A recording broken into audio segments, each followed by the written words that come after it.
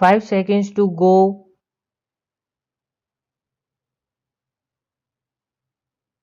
Start. Sir, now I go to my next point. What is the general tenor of most of the amending bills?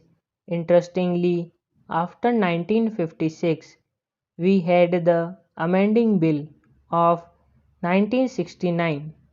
There were two bills in 1964. The general tenor of the bill was known, whether it was restricting the corporate sector or it was liberal or for what purpose. But this particular bill is a little different in the sense that after the present government came to power, it announced policies which were very liberal to the corporate sector. Liberal does not mean that they can break the laws. Liberal means that the government lays down the framework of the industrial policy, and within the framework of that policy, government wants to give the corporate sector a little leeway to operate. But here I find under section 270 or section 372 a whole new definition is given to intercorporate deposits, including deposits within the meaning of loan. Not only creates trouble for the corporate sector, it is violence to the English language. By no stretch of imagination can a deposit be termed a loan.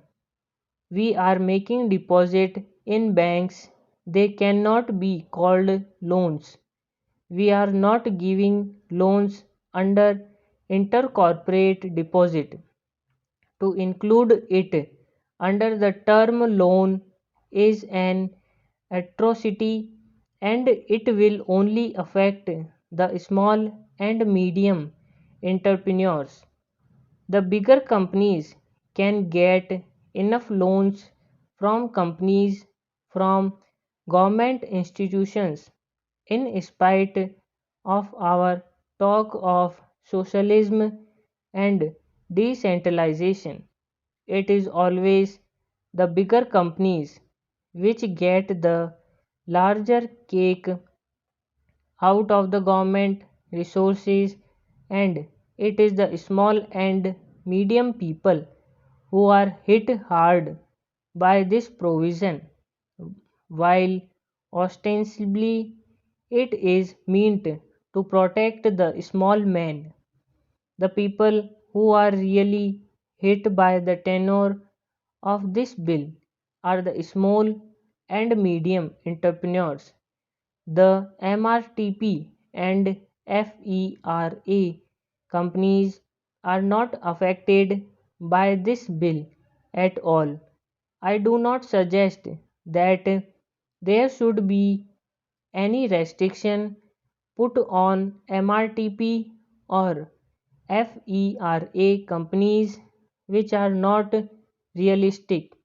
What I submit is in the scheme of things the industrial policy resolution from the time of Jawaharlal Nehru, which government still professes is a relevant document.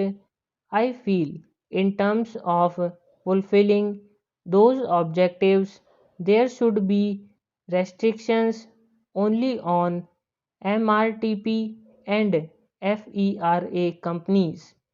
Small and medium sized companies should be outside the orbit of most of these restrictions. Only then will the company law be effective. Otherwise, this series of amendments may add to the plethora of amendments that we have been adding from year to year. Stop.